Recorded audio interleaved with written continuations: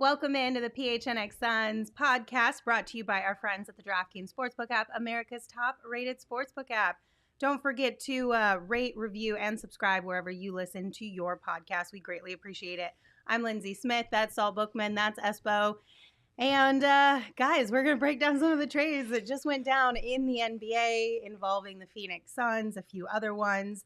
So first and foremost, just how you guys kind of feeling overall? Just when I thought I was out, they pulled me back in. I thought there was going to be no deals. I went, oh, okay, we can let down our guard. And then the 1-2 punch from James Jones in that final hour. And look, he's not called champ for nothing. I think he may have done exactly what they needed on the fringes again at the last second. So good on James Jones here. I mean, activity. It shows that you're trying to do something. You just can't look around the league, especially after the Bucks traded for Ibaka, and sit there and think, oh, okay, yeah, we're solid. We're good enough. No, if you're this close, do whatever it takes to close that gap. And James Jones, I believe, did that today. Yeah, James Jones looked and went, two of the teams in the East, actually three of the teams in the East that you had circled as, if we get back, they may be there, all got better today, right? The Bucks get better with Serge. The 76ers get better with James Harden, and I think the Nets get better with Simmons. I mean, granted, we haven't seen Simmons all year, but I think he'll work better with that group. So all of a sudden, three people you may face at the end of the road got better.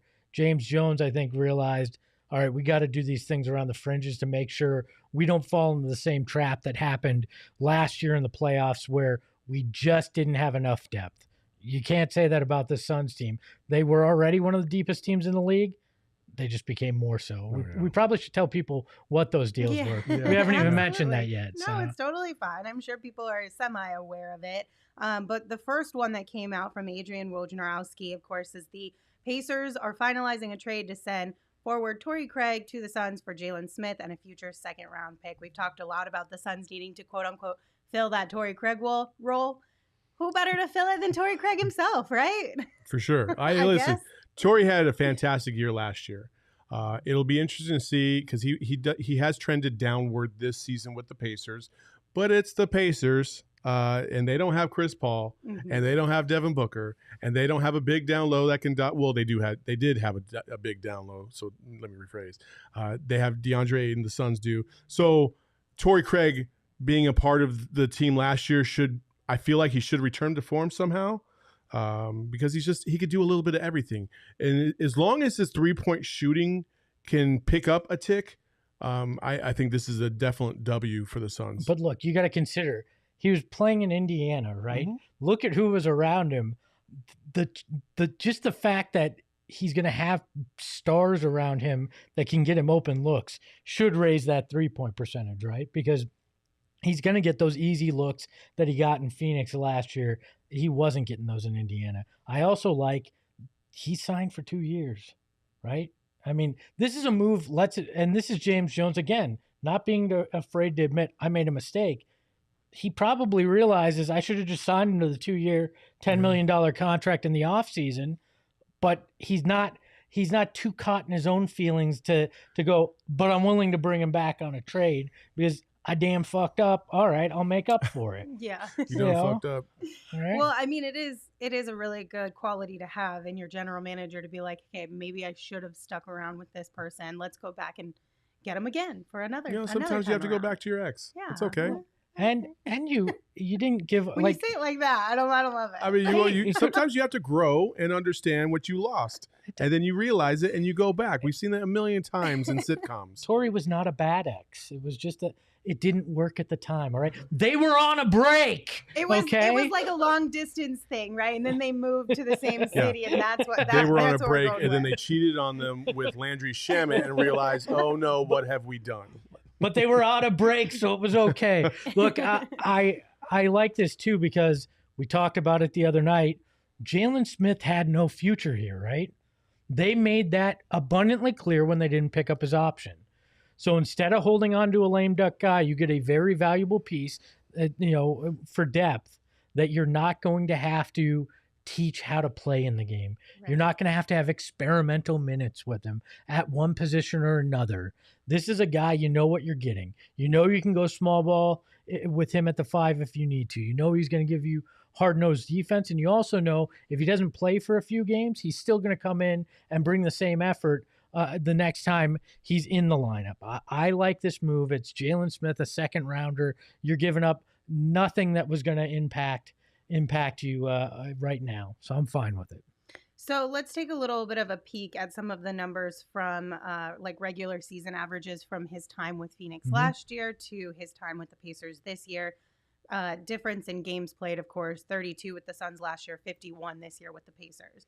All of his shooting percentages are down slightly this year. So the 3-point percentage is 36.9 last year with the Suns, 33.3 this year with the Pacers. His points per game average 7.2 with the Suns last year, 6.5 this year. Rebounds last year, 4.8, this year, 3.8. So his play is down a little bit this year, but to your guys' point, he has a different cast around him, and that can make a really big difference in a player of really any level, but especially in a level of like a Torrey Craig type of a guy. So the hope is that we kind of get a little bit more of a boost from him with this Suns team, with the people around him, and he kind of returns to last year's form. Yeah, absolutely. Hey, listen, Torrey more than anything else provided a lot of energy off the bench, much like Cam Payne did as well. They missed that a little bit this year. Without those two in the fold, there wasn't really anybody that was coming off the bench that was providing a lot of juice. Cam Johnson's the best player coming off the bench, but Cam doesn't give you, like, he's not a rah-rah guy. He doesn't get you hyped up. He just goes and does his job. And he's a very, he's the sweet baby angel that you know and love, right? They need some of that juice. And Cam has been injured several times this year, Payne. And bringing Torrey Craig back gives you a little bit of that. And also the next guy that we're going to talk about here shortly, I'm in love with. I love that move. I can't wait to see JaVale McGee and Torrey Craig on the floor at the same time. Are there two guys that are going to get you more hyped up than those two guys? Oh my God! Like you got the best two hype men on your bench in the NBA, and those two guys. I love it. Then with Jay Crowder's swagger too, this is a team with attitude, even more so after this after this deadline. Patrick in the chat said, "How weird would it be to be Torrey right now? Part of a playoff run last year, then back midway through the next year for another one." It's got to feel a little weird, right? No, I think he's probably like, well, cool, it worked out for me. I'm sure he's excited. I mean, coming from the Pacers, who kind of just it's not even about a little bit. It's not even about the Pacers. He gets to leave Indiana, which is fair, just a dumpster fire of a state. You know that gif from Arrested Development where it's Job and it just goes, "I've made a horrible mistake." I guarantee that was Torrey Craig after a month in Indiana. He went, "I made a horrible mistake. I want to be back somewhere that isn't Indiana." I feel like it's going to be a little bit weird, but at the same time, it probably feels good knowing that a team that you went through that with last year still finds a solid amount of value in you, right? Because like we talked about earlier, James Jones letting him go probably maybe hurt his feelings a little bit, but to know that he's willing to come back around and be like, yeah, no, like for real though, you got to come back. Well, especially him sucking up his pride, because I guarantee they had negotiations, and at some point James went, "You're not worth $5 million a year to us right now. We can't afford you. Go take Indiana's deal." I mean, he's now saying, "I was wrong. Come on back. Yeah. We value you more than we ever knew." That's big. And Chris said in the chat, he is about the brotherhood he had here too, which I'm sure that'll be fun. How he's going to mesh with these guys on this team. What type of player he is in the locker room. So win-win there for Torrey Craig. Obviously, we sent out Jalen Smith and a future second-round pick. We kind of knew that Jalen Smith was likely to be moved after the Suns didn't pick up that third-year option. I wish him the best of luck. I really enjoyed the time we got to see from Jalen Smith this year, but I've said it multiple times on this show. I just want him to go somewhere where he can actually get more minutes, really develop as a player, because this wasn't the place for him. And listen, they traded a 4-4-4. It's okay. They traded a 4/5 for a 4/5. You think Torrey Craig's a 5 now? In a small ball lineup, my sure. God. He played it last year. Okay. But Jesus Christ. yeah, no, but Jalen should get plenty of minutes in Indiana because they just have a hodgepodge of younger guys. They're going to see what they have to give him a chance, next year if they so choose to try to re-sign him, and hopefully that gives him a chance to showcase his skills. Like, I enjoyed our conversation with him. I know I called him a Walmart Hakeem Warwick, and Hakeem Warwick was around for 10 years and made a lot of money. So, good luck, Jalen. Best of luck. By the way, Fabio wants to know why DJ Father and I weren't included in the deal.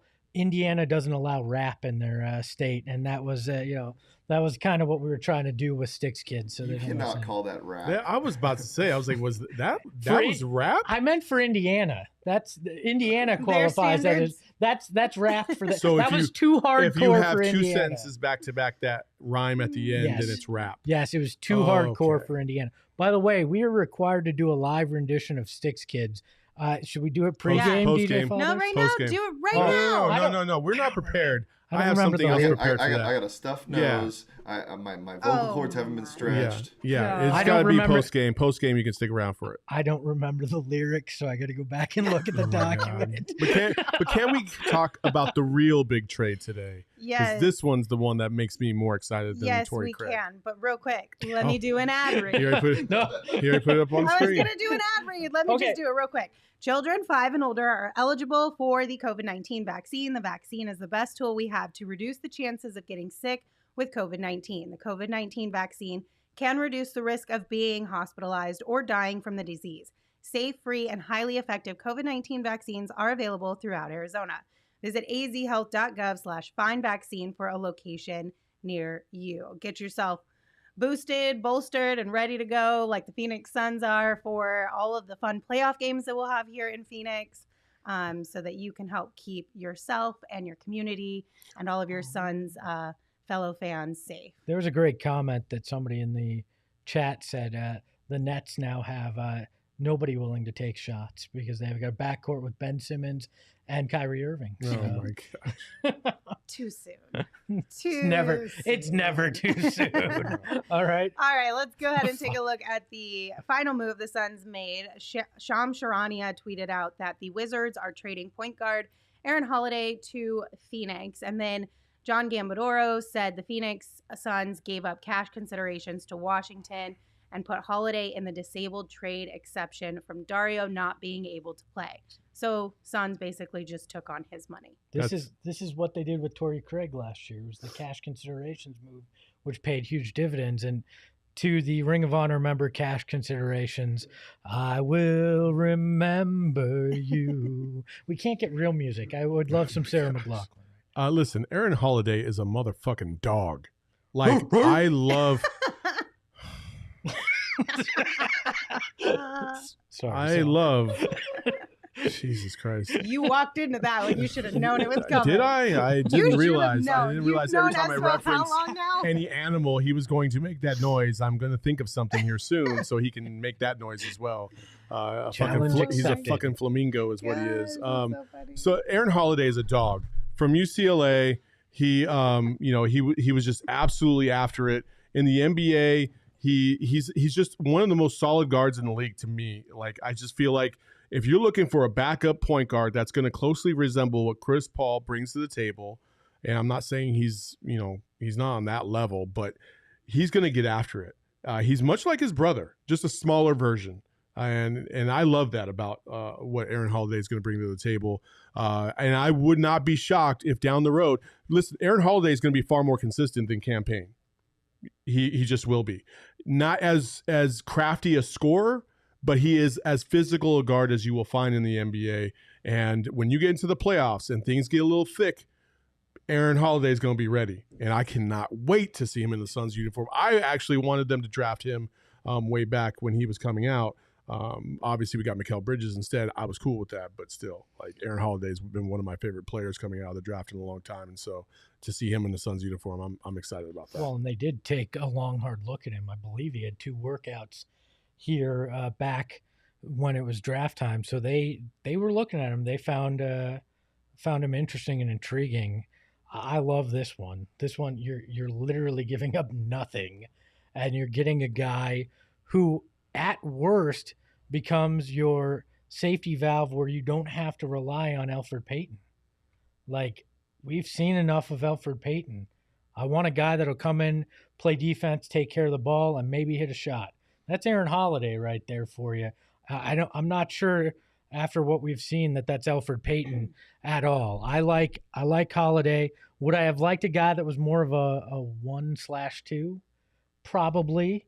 But I think Aaron Holiday is about as great as you're going to get for cash considerations. And like I mentioned, Torrey Craig was the cash considerations guy last year, and we saw what he meant in that playoff run. I think Aaron Holiday could do that this year. If you run into foul trouble, if you run into injury trouble at that guard position, you got a guy now that you can trust a little bit more. The thing that I love about this more than anything else is that Aaron Holiday is going to be able to play next to Chris Paul, and he's going to be able to develop, and he's younger. He's a young guy.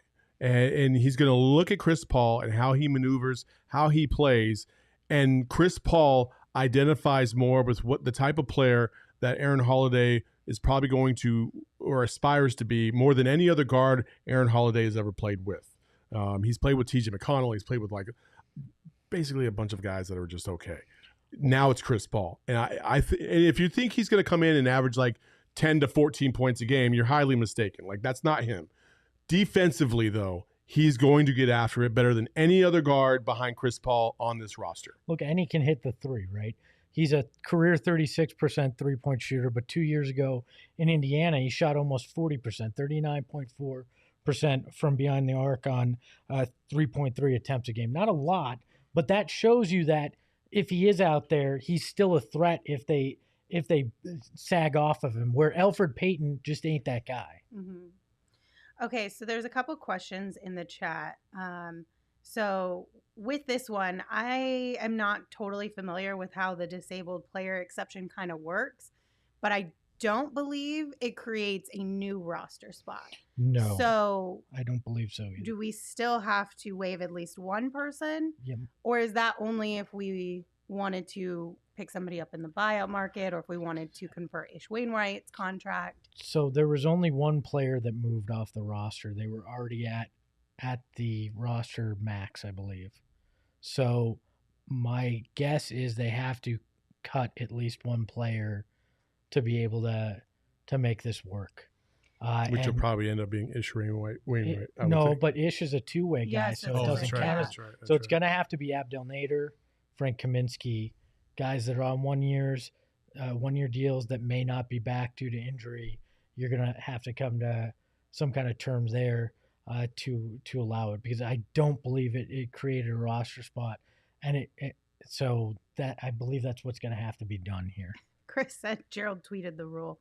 Of course, Gerald tweeted the rule. Well, why don't we not just have Gerald's tweets always up on the screen? It should be like pop-up video, right? It should just be like we have notifications on for Shams and Woj. We should have notifications on. It's for a board Gerald. game breakdown on the fly. Here's the rule. You morons, just follow him right away. So he said, for those of us asking about this kind of thing, he tweeted a whole page, so I'm not going to read the whole thing, but he said the key part, quote, "The disabled player must be on the team's roster from the time the team submits its application through the date on which the exception is granted." And he said, so yes, since the deadline to apply for this exception was January 15th, and the Suns probably knew Sarge would miss the whole season, which, by the way, did come out recently. Yeah, yesterday. Sarge can still be traded. Can be traded, but doesn't answer the roster spot question, which I still believe it does not create a roster spot unless you move on from the guy that's injured, and you're not going to cut him because he has another year on that deal. You're not going to eat the 10, whatever it is. I think it's about $10 million that Sarge has on next year's deal. So you're not going to cut him to create a spot. So something's going to have to happen still. Which, I mean, I don't know. Manuel asked, any chance that Payne and Holiday get significant minutes together? I mean, hope not. Probably not. Listen, usually it's Chris Paul or Devin Booker are going to be on the floor at one point or another. So I wouldn't assume so, but you never know. Maybe a couple minutes here or there that could happen. But listen, Aaron is coming in to compete with Cam Payne for the backup point guard job. That's what he's coming in to do. And whoever defaults is going to be the third, which means Elfrid Payton is probably the man stand. Can he get cut? Yeah, he could get cut. Elfrid Payton might get cut. He's on a 1 year. There's that. That's kind of where we're at right now with that. So do you think, because a lot of people in the chat are also asking, does he move ahead of Shamet off the bench, or can he take some of Shamet's minutes? It's a different, like Shamet's a little bit taller. He's a little bit more lengthy. Like he's more of a two guard. Shamet was never a point. Like he was never a point guard. Like as much as they wanted to. Like as much as in the preseason he handled the ball, my guy has not been that guy during the regular season. So we can move that off the table. He's more of a 2 or a 3. And so, I mean, I guess in dire situations, if they really want two guys that are sub 6'3" on the court at the same time, I guess they could, but I wouldn't expect that to happen at all. I mean, you could see where you have at times Aaron Holiday with Book or CP3 out there. CP3 can play off ball as well at times. So it gives you roster flexibility for sure in terms of messing with things. So you don't have to just rely on Shamet, but I don't think he's going to straight take Shamet's backup 2 minutes. That's not the way this is going to play out. That's not going to happen. Senator Stunk says, "Stop knocking the haboob."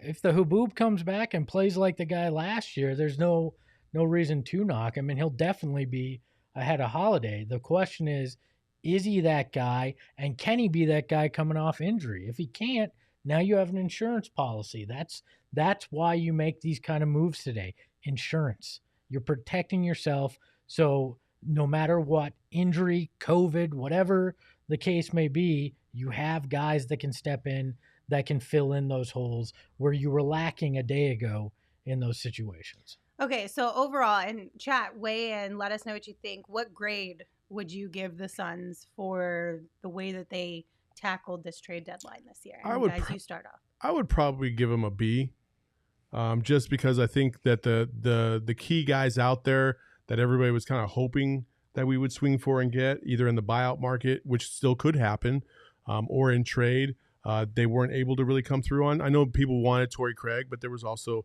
Justin Holiday was out there that a lot of people talked about. They talked about, Eric Gordon. And to this point, there has been no Eric Gordon trade as much as I can see. So the guys that really move the needle significantly in the public's eyes, I think, that's where they lack. So I would give them a nice solid B, because I do like these players. I think they're nice additions for the bench, but nothing that really, I think it more solidifies them when you get down the stretch of the season and you want to rest guys. This is where it's going to pay off when you get to the playoffs. That is an impressive grading on a curve, right? Because to me, I can't grade them on what people were hoping that they would do. I grade them on the moves that were made. They traded Jalen Smith, a second-round pick, and a bag of cash for two guys that can actually help them down the stretch and in the playoffs. This is an A-plus move to me. This was the taking care of things on the fringes that we talked about without disrupting the chemistry or anything bigger. This is a win, a huge win for this team, because you lose nothing. Sorry, Jalen Smith. And you gain guys that will play significant, important minutes down the stretch. So what's the grade you would give it? I said an A-plus twice. An A-plus? Yes. You give up nothing and you get two people that contribute. There's nobody in the comments that agrees with you. I don't give a shit if the comments entirely true. So far in the comments, Josh was the highest, I think, in the comments with an A-, and said A-. I think it depends on the buyout market. Majority of people, Cove Crazies, said B- to B, somewhere B+, somewhere mostly in the B range. There was one F because they said the Suns weren't aggressive enough to get Eric Gordon. A lot of people are still a little bit bummed about that. But on average, I would say about a B is what we're seeing from the Cove Crazies. Speaking of Eric Gordon, what do you guys think? Are you disappointed that the Suns didn't swing for the fences with that one and put up more assets? It's hard to say that because you don't know if they, you don't know what Houston was asking for in return. Like I guarantee you, James Jones made that call just to see what it would take. Like, so you can't sit there and say that he didn't try. I mean, that's a wild assumption, I think. And they didn't move Eric Gordon, so nobody met the price that Houston was asking for, which leads me to believe it was really asinine. Like what were they asking for? If it was just a first round pick, I don't think the Suns would have been like, you know what, we're not willing to part with the 29th pick in the first round for that. It had to be fairly significant. What's his name? Somebody was just in the chat talking about. Oh yeah, Amy Rain. You said Toronto is trading Chris Boucher, Malachi Flynn. That's an erroneous report. At least the last we saw. Because Daniel Theis is going to this to the Celtics for Schroeder. Schroeder's going back to Houston. So I saw that same tweet and I was like, I was about to tweet it, and I realized, wait, how are those two happening at the same time? So I don't think that's the case. Unless somebody else can see that it's verified somewhere. Because that was from an unverified Houston's account. Trading Daniel Theis to the Celtics, according to Woj. It says Boston sending Dennis Schroeder to the Rockets in the deal, sources tell him. Enes Freedom is also going there, and he's getting bought out. So there you go. I mean, that's where we're at. So, do you guys anticipate the Suns being active on the buyout market? If the right name's out there, but you've got a roster jam too. You're already likely going to have to make a move to just fit in what you did. So at that point, who are you cutting? How's that going to work? But say Houston agrees to a buyout with Eric Gordon. You're talking with him. If Goran Dragic gets bought out, like they're saying you will in San Antonio, you at least have the conversation, right? I mean. But I don't think now that they've made these two moves that you have to get the guy on the buyout market. It could be nice if it's the right guy, but you don't have to make any panic move there. Yeah, it's a tough position right now because you're going to add two more pieces to this puzzle. And one thing that we keep saying is chemistry's, very, very high on this team. If you keep adding more players, even off the bench, you not only ruin the chemistry, from a strategy standpoint of subbing in players and subbing them out, but in the locker room, off the court, so you don't want to just keep playing with your food, if you will. So I definitely think that I don't know about Goran Dragic, but if Aaron Gordon did get bought out by chance, which would really shock me because I know that the Rockets had to have gotten at least an offer for him, right? You would think that the Suns would be in play there because I do believe Eric Gordon, he's more of a shooter, and you would like to have an additional shooter because I do believe that if the Suns are weak off the bench in one area, outside of Cam Johnson, it is perimeter shooting, because Landry Shamet has absolutely proven that. That was somebody in the chat commented that was one of the most disappointing parts is that you didn't really address the shooting off the bench with these moves. To be fair, too, on the Gordon thing, he has another year on the deal there in Houston. They may have been getting offers where they had to take back stuff that they just didn't want to. Yeah. Like they would have had to take Dario if it came to the Suns.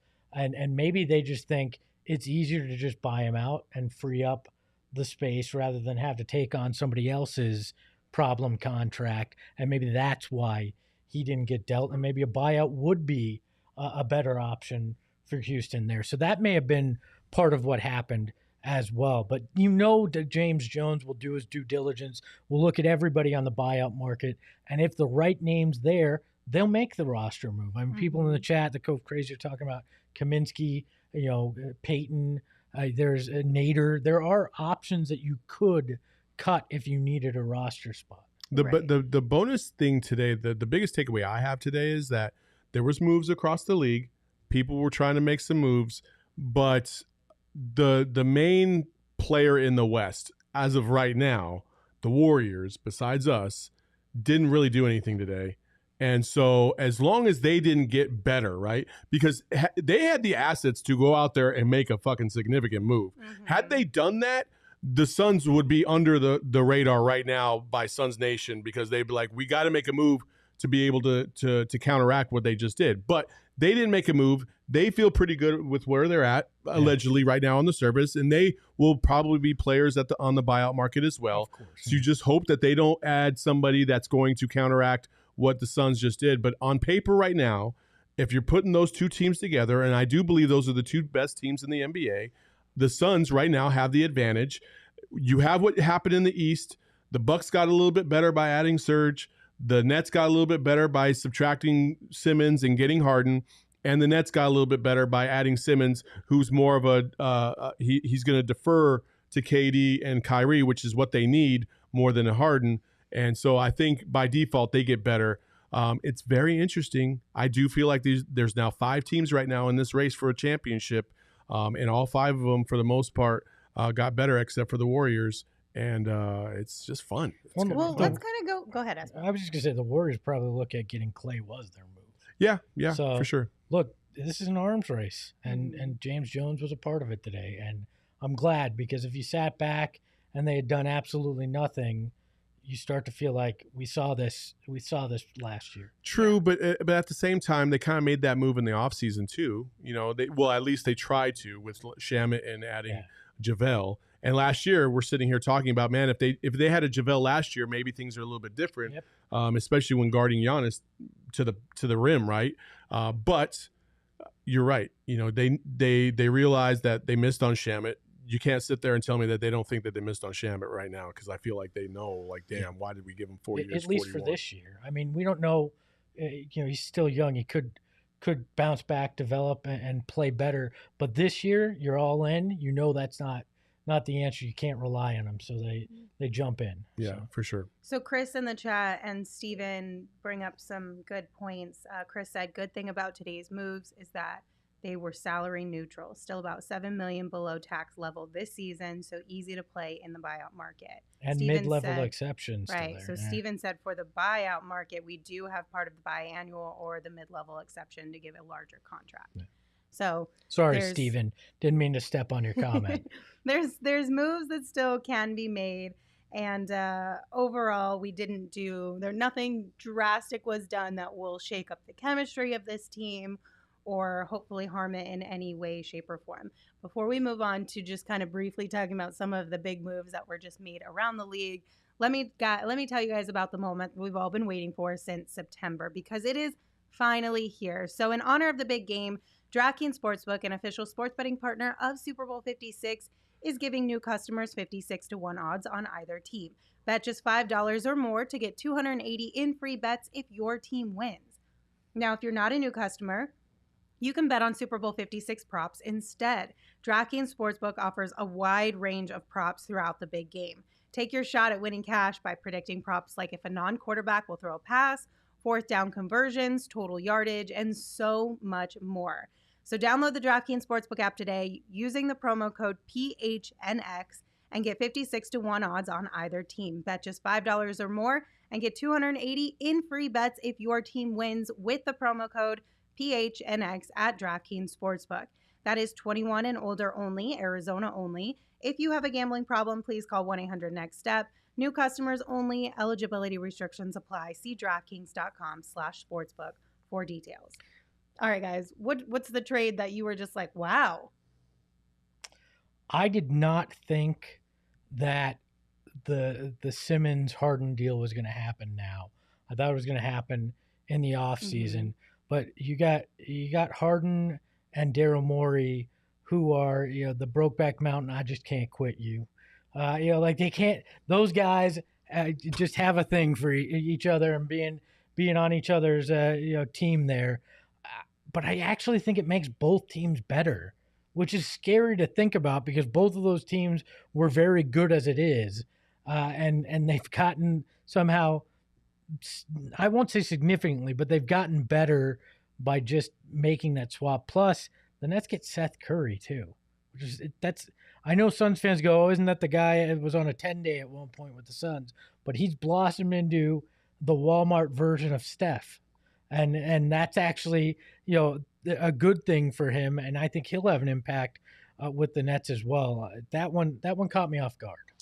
The Mavs trading Kristaps Porzingis for Spencer Dinwiddie and Davis Bertans. That's interesting. That's very interesting because Davis has not had a good year so far. But we also know the discontent between Porzingis and that other guy, Luka. He who shall not be named. Yeah. Yes. So those guys, yeah. They just didn't vibe together for whatever reason. So it's almost the same thing as the Nets Sixers trade, where it's kind of just swapping two pieces that kind of mirror each other, because it's just better overall for the situation that they're in. So and that, to me, that if Davis continues to play the way that he was playing, that takes Dallas basically out of the ring of somewhat serious title contenders, because I'm not a big Davis fan. Yeah, Davis has got that bloated contract too, which is why that deal worked money wise. But Dallas feels like a team that they just don't know who they are, and I don't think this helps them figure it out anymore. Right, so that one doesn't scare me. The fact that the Lakers did absolutely nothing is surprising, because everything we're reading is they also just didn't have a lot. Well, that's true. To play with. Taylor Horton Tucker was offered to every team, it felt like, and everybody's like, "No, we're good. We like watching you guys flounder this way." But it's funny because all the reports over the last 24 hours have been the Lakers know they're going nowhere and they made no deal. So that's surprising but good as well. The West somehow didn't get particularly better. It was the East that had the moves that made you go, oh, well, there's some guys really jockeying for position here, but nothing that happened in the West made me go, that's troublesome for the Suns. Listen, the two franchises that are absolutely bloated and overexposed are the Lakers and the Knicks. And both of them didn't make a move today because both of them are absolutely inept franchises that have no business being in the NBA anymore. Fuck the Lakers. Fuck the Knicks. Hey. Yes. Hey, speaking of inept franchises, I still don't know what the Kings are doing. Okay, but I can't make sense of any of that.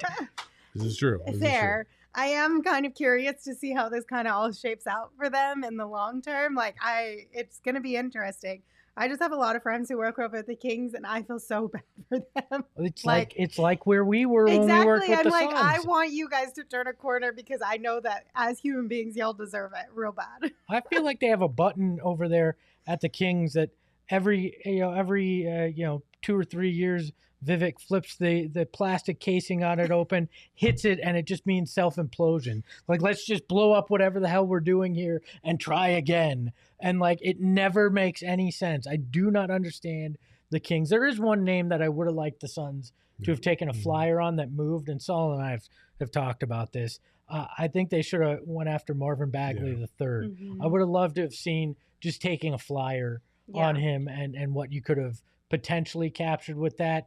But I also get it's very much a guy like a Sticks, that you're going to have to find minutes for and see if it works, and that's not really where the Suns are right now. Yeah, I just thought maybe potentially if Marvin came back home to Arizona, being around an environment that was a little bit more familiar to him, playing with a guy that he used to play with in DA, maybe those two would get the best of each other a little bit and kind of raise their game and help him out, because he's going to need some help. He's on the wrong end of the mountain right now, and they need to figure out how to get him back up to what his potential was when he was coming out of the draft.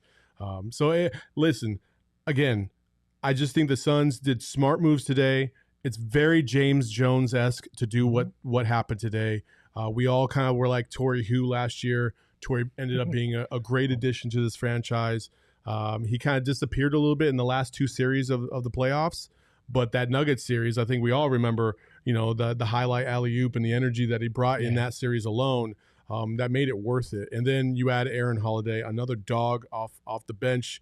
Again, Campaign had tweeted out all those dogs the other day, and I'm like, now I'm kind of sitting here wondering, Did he know? Did he know that we were about to get another one or something? Like, what's going on? Speaking of campaign, he did. Yeah, we got to talk about this. This was so funny. Do we want to save it for pregame because we can actually play the audio pregame? We can go into it in 6 hours. By the way, 6 hours from now, pregame. We got Bucks Suns tonight, a finals rematch tonight. Yeah. We will be talking at pregame at 7:30 right here on the YouTube page, and we're going to be here postgame. Who needs inside the NBA when you got us jabronis talking about the Suns for you? We'll be here then as well. But yeah, we'll get into campaign at pregame for sure. Hans Sagan with the super chat. We'll appreciate that. Oh, super chat's coming in now. Russell Westbrook to LA, one of the great Trojan horse implosion moves of all time. That was kind of like Steve Nash when the Suns traded him to LA as well. The double agent move there. Then you had another super chat. AZ Cards, Phoenix Suns on God, $10 super chat. Luka is the most overrated player in history. I'm so glad from day one we took DeAndre. First Carlisle, now Porzingis. How long until Mavs and their fans realize Luka is actually holding them back? Don't forget he also blew up their front office as well because whatever, Harala Bob or whatever, the guy that was Twitter famous who wound up actually being a key part of their front office got run out by Luka, even though Cuban really liked him there. So that organization is run by Luka, and I'm not sure Luka quite knows what he's doing. Well, that's why I really wasn't that surprised when they moved on from Porzingis, because didn't they have reports come out that the two of them don't really vibe too hot together? Like they're bought in on Luka, so it makes sense. You got to move Porzingis in order to kind of create whatever Luka wants. For sure, basically. They were looking at opportunities to get rid of Porzingis in the offseason. But it just never came to fruition, and now they found an out and they took it. Cuban, listen, Mark Cuban. I like Mark Cuban. I'm glad. I like the fact that he tries to go for it. However, you might want to jump from the Luka ship like now, because I'm telling you that is not a good situation. No one player should ever have that much of an impact over a franchise. You see the dumpster fire that's happening in LA right now, and yes. They won a championship in year one, and then everything fell apart. And watching that right now is probably one of the great joys I have of 2022. Look, I like Mark Cuban, even though the man tried to get me fired during Summer League. Have I told that story? What? All right, no? I'll tell that story. Summer League, 2015, I don't remember.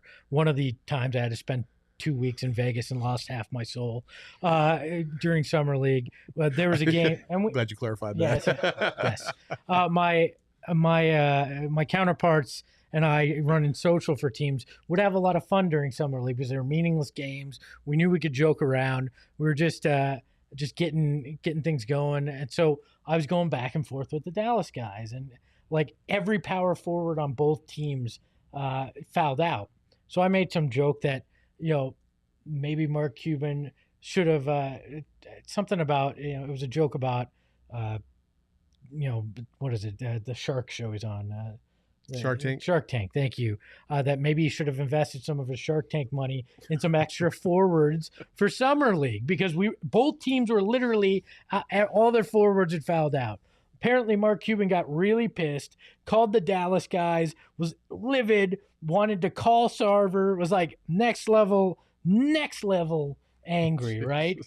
And I had to go talk to the Mavs guys, and luckily their social guy was real close with Cuban, and he went over and like talked to Cuban and like talked him off the ledge, and so I didn't get in trouble, and we ended it with me and the Mavs guy shaking hands for a photo that we both tweeted from the team accounts, just to be like, hey, beef squash. But I thought for about 15 minutes, Mark Cuban was having my ass fired. So that's my Mark Cuban story. And I still like him too. So, yeah. I liked Mark Cuban. So yeah, but there's parts of him that I like. Yeah. Would you guys like to see the newest Phoenix Suns in their new uniforms? Yeah, let's do it. We had Sean? I was going to throw the interns under the bus, but yeah, it was Sean. Sean DePaz. I just have some fun. Apparently he forgot Torrey Craig's already been in a Valley uniform, so he gave us this beauty of solid Photoshop. It is a great Great. And then Aaron Holiday, let's take a look at the new dog playing point guard. Look at that. The Valley jersey has never looked. Hang that in the Louvre, Look please. at that swoosh. I love it. I think it's on he didn't do the PayPal logo, though. Like, he didn't get the sponsorship logo. So one little miss, but that was a little fun. Okay, but low-key, like, this is a pretty good job considering he drew this like with probably his finger. Like, he didn't do a terrible job. I kind of loved it. Paint wizard. Especially right? from a distance, you're like, oh, wow, all right. And then you get up close, you're like, wow, the NBA paint guys just got ripped off. Like, that's what it looks like. So, yeah, that was it was fun, though. I thank you to Sean DePazit. Listen, everybody was posting Torrey from last year, the photo from last year. It was like, oh, yeah, you guys took it the easy way. We're going to do it the right way. We're coming in hot with these hand-drawn looks. So, look, Sean in the chat. Thank you, Lindsay, from Sean. You're welcome, Sean. Great work. Hey, just a reminder, if any of you are new, because I know we got a lot of people watching since it's trade deadline, hit that subscribe, hit that like. You can also follow us wherever you get podcasts. We do this as an audio version as well. We would love to have you as part of the long term here on the PHNX Suns. Sean says, I have 2 degrees just to use Microsoft Paint. That's how you know you're doing it right. They're from ASU, though, so. Oh. I mean, they are what they are. Oh, my God. I don't need any. I don't need any more of this. ASU basketball has to play tonight at 9 p.m. So. Okay, true. Okay. DJ Father on the mic back there. I'm kidding. So any final thoughts, gentlemen? No, the Suns got better today. Yep. How much better today, we'll find out.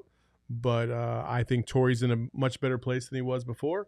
I think Aaron Holiday is a very good, acquisition, and I'm excited to see him play. He was one of my favorite Pac-12 players when he was at UCLA, and it's over now. Like, outside the buyout market, like, the teams are what they are, and it's time to get ready for the last stretch of this season because the fun part is about to begin. Look, first off, Sean says one of his degrees from Syracuse. Then you have vastly overpaid for what you're doing right now in terms of your degrees. But Syracuse is like a top-rated journalism That's what I'm school. saying.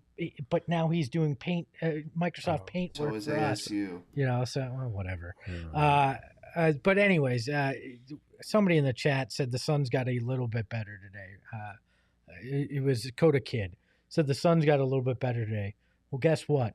A little bit better last year. And they were hoisting the Larry O'Brien Trophy. Well, right? Ryan in the chat said 44-10 didn't need to get much better. No, but again, like, listen, and I'm not trying to compare us to Utah, but Utah has had plenty of seasons where they've had amazing seasons and then melted in the playoffs. Fair. It's not about what we're doing right now in the regular season. As great as it is, it's about a fucking championship. Yep. And you have to be able to match up against the best of the best in a 7-game series to hoist the Larry O'Brien. That's what all these moves were designed to do today. That's what this team has been constructed to do. And I'm very confident that is where we're going to end up, hopefully. And again, a little bit better last year makes you a champion. Mm-hmm. So a little bit better this year, you got to hope that's where you wind up. And that's what excites me most, because they got a little bit better offensively. I'd say at least in the second unit, better defensively, not just a little, but they got better defensively in the second unit. I wish Aaron was playing today, though. I wish Torrey and Aaron. I would love to see Aaron against Drew at some point today. That would have been fun. It's an 8 p.m. game. Who knows?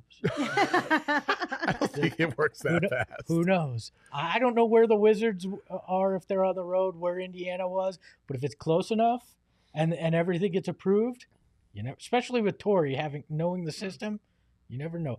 Could you imagine that? Just they TNT tonight, and these two guys show up in the line in the layup line. They arrive in Phoenix like an hour and a half before the game starts.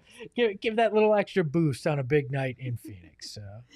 All right, gentlemen. Well, thank you for hopping on to break down some of the moves today. Thank you all in the chat for joining us. If you are listening on your audio podcast, don't forget to subscribe, rate, and review. We appreciate it a whole bunch.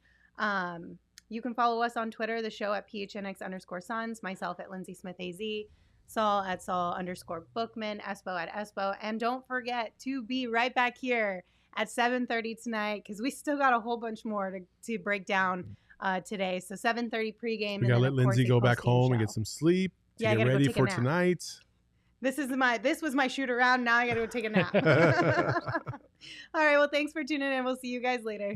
And remember, the race starts now, so buckle the fuck up. It's about to be fun. Ahoy, hoy.